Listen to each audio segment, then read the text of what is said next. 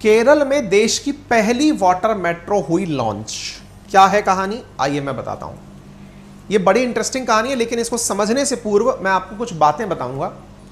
साथियों, जब हम इंडिया का मैप देखते हैं ना, तो इंडिया के मैप में केरल कहां है ये समझ में आता है। बिल्कुल दक्षिण में स्थित है केरल, ठीक है। साउथ वेस्ट मानसून की पहली बारिश कहां आती है, केरल में आती है। इसलिए यहां पानी पर्याप्त मात्रा में है। कहीं आपके दिमाग में आ जाए यहां तो वाटर मेट्रो चल रही है, हमारे यहां तो मेट्रो ही नहीं चल रही है। भाई यहां पे पानी है तो वाटर मेट्रो चल रही है ना, तो पानी यहां पर बड़ी मात्रा में। दूसरी बड़ी बात, यहां पर बैक वाटर भी है। बैक वाटर मतलब समुद्र का पानी झीलों में आ गया है और जमीन के पीछे की तरफ आ गया है। यानी ऐसी मतलब समुद्र की तलहटी के किनारे किनारे झीलें बन गई हैं जो कि 50-50 किलोमीटर लंबी है, 90-90 किलोमीटर लंबी है। उन झीलों में आराम से समुद्र का पानी भरा हुआ है, तो वो जो पानी है वो पानी बैक वाटर कहलाता है। तो ये दो चीजें यहां पर इस चीज के लिए वायबल बनाती है, इसलिए ये काम किया गया। चलिए खबर को पढ़ते हैं। इधर देख सकते हैं आप खबर, India's first water metro launched by PM Modi in Kochi. Bharat की पहली वाटर मेट्रो कहां लिंक हुई, तो केरल में हुई। केरल में कहां हुई, कोची में हुई। और ये 10 आइलैंड्स को कनेक्ट करेगी, इस तरह से इसे लॉन्च किया गया है। ठीक है, क्लियर है ये वाली बात। चलिए आगे बताते हैं। अच्छा, अब साथियों थोड़ा सा मैं आपको केरल का मैप समझा देता हूं, फिर हम आगे बढ़ेंगे। आपको ये केरल का मैप दिखाई दे रहा है, मैप में ये जिले दिखाई पड़ रहे हैं, और केरल को आप इंडिया के मैप में दक्षिण की तरफ कुछ इस प्रकार से देख सकते हैं। अब मैं थोड़ा और आपको जूम करके दिखाता हूं। तो जूम करके आप जब देखते हैं तो कुछ प्रमुख जगह आपको दिखाई देती हैं। जैसे एक तो कालीकट, जिसे आप कोझिकोड के नाम से जानते हैं।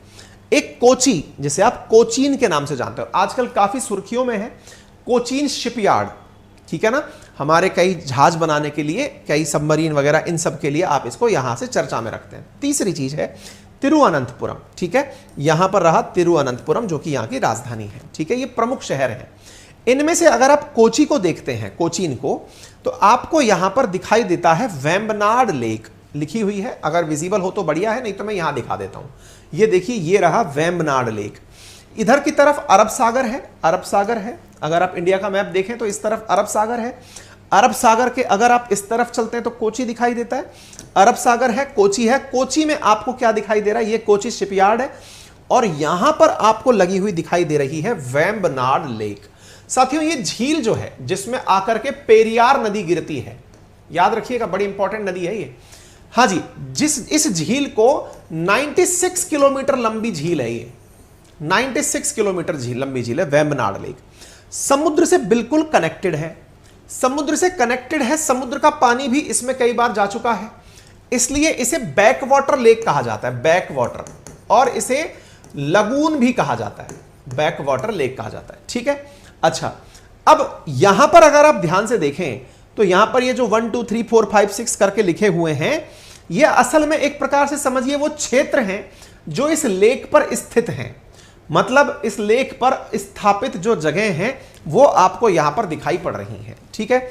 आप इधर की तरफ देख लीजिए, ये कोची बैक वाटर लिख रहा है, और यहां पर इन्हीं के बीच में, यदि कभी केरल घूमने जाओगे, आप में से अधिकांश लोग अभी पढ़ाई के टाइम तो नहीं जाते, लेकिन शादी के टाइम में बहुत सारे लोग हनीमून मनाने इधर की तरफ ही घूमने जाते हैं। मैं ये नहीं कहता सभी जाते हैं, कुछ लोग गोवा जाएंगे, कोई कश्मीर जाएगा, कई वैष्णो देवी साइड निकल जाएंगे। उनमें से कई लोग सेकंड थर्ड राउंड में केरला जाते हैं, मैं नहीं जा पाया।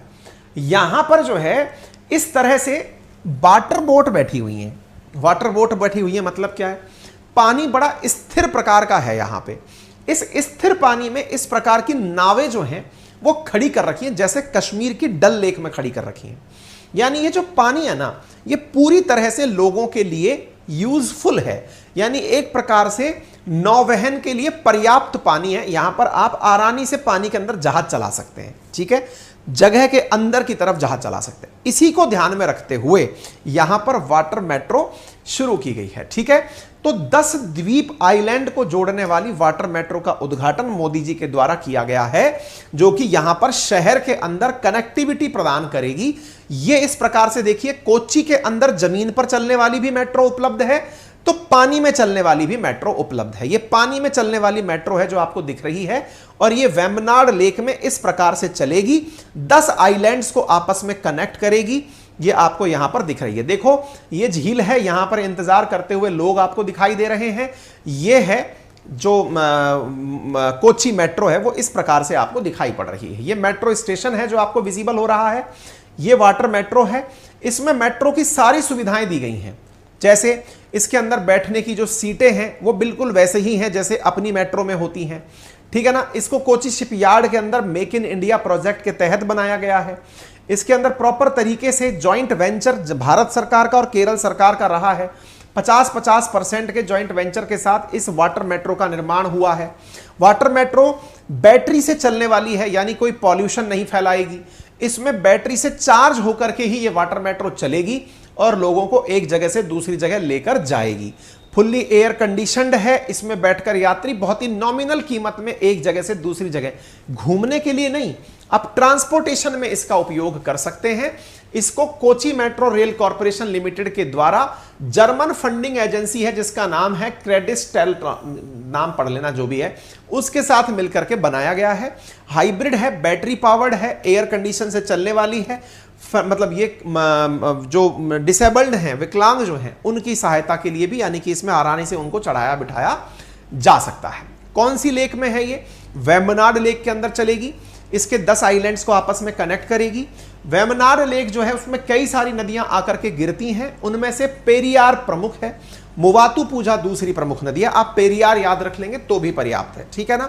वेम्बनाड झील को केरल में कोट्टयम जिले के अंदर ये स्थित है। यहां पर जो कोची है वो भी एर्नाकुलम में है।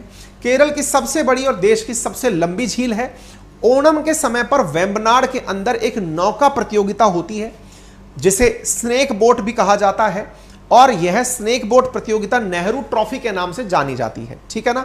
इस झील में वेम्बनाड कोल, वेम्बनाड कयाल, पुनमादा, कोच्चि झील आदि नामों से भी जाना जाता है क्योंकि यह बहुत लंबी चौड़ी नदी झील है। इस झील के अंदर ही यह काम चल रहा है। उम्मीद है आप लोगों को यह बात समझ में आ गई हो। परियोजना 1136 करोड़ रुपए में बनकर तैयार हुई है। सुबह 7 से लेकर रात 8 बजे तक इसका चालू रहेगा कार्यक्रम। 26 अप्रैल से इसका संचालन शुरू हुआ है।